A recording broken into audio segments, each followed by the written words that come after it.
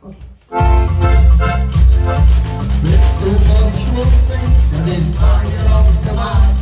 Diese nicht von der Omi, verwandeln wir für noch. Lekker naaien, naaien, naaien, lekker naaien op de markt. Lekker naaien, naaien, naaien langs de markt.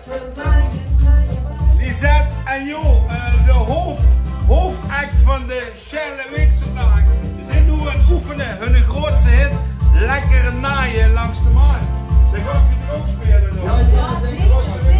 Zeker weten. En wie zitten jullie voorbereiden op de Schellewijkserdag? Ja.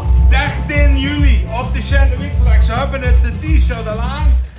Moesten dit jaar wel een keertje kopen.